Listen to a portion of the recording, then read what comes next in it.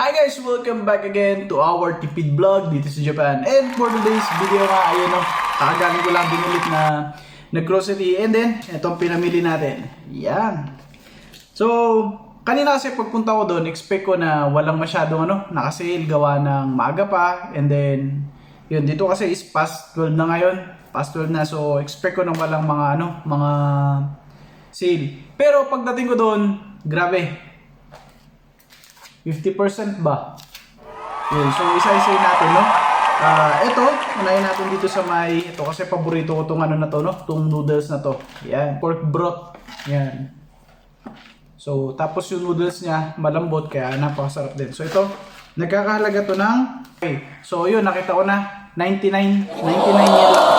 Pero nung una kong tingin doon, meron akong nakita, mahigit 100, kung di ako nagkakamali, 138 yen to kasi gusto ko itong na to, itong noodles na to, kaya binili ko naman din. Kumuha ko ng isa. Tapos, sunod natin itong itlog. Ang itlog ay napakamahal ngayon dito sa Japan. So, ang itlog ay nagkakahalaga siya ng 228 yen. Medyo, siya, nasa mid-level siya ng or average lang siya ng price nito. Pero malalaki yung itlog. Kaya, yun, bumili na rin ako kasi paubos na rin. And then, dito, sa tinapay. Ito yung lagi kong binibili. Actually, meron pa ako yun, Kung napansin nyo, yun yung binili ko na nakaraan. Pero yung nakaraan, wala pong walang discount yun. Ito, 20% discount. So, ito, yan yung sign ng 20% discount na, And then, sunod natin itong pabalat ng gyoza. Itong pabalat ng gyoza, so 30% discount siya. Meron na lang itong 119 yen na lang. 119 yen. Minus 36. So, yun. And then, dito sa may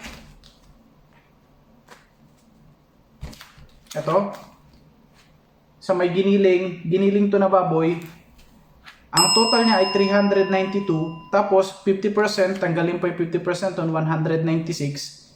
Kaya laki nang nabawas natin.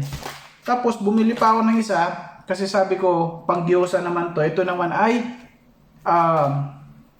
beef, ground beef to, So ito ay nagkakahalaga naman ng 259 yen minus 130. So napakalaking talaga, napakalaking discount nito. Ang total na napamili ko ay 886 yen lang. So 886 yen lang.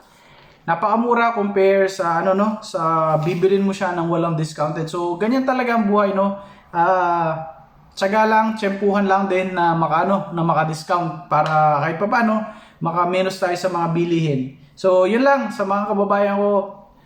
Tsaga lang tayo sa paghahanap ng mga discounted item para kahit paano, yun, malaking tulong din sa atin. Yan lang. So, see you again next vlog!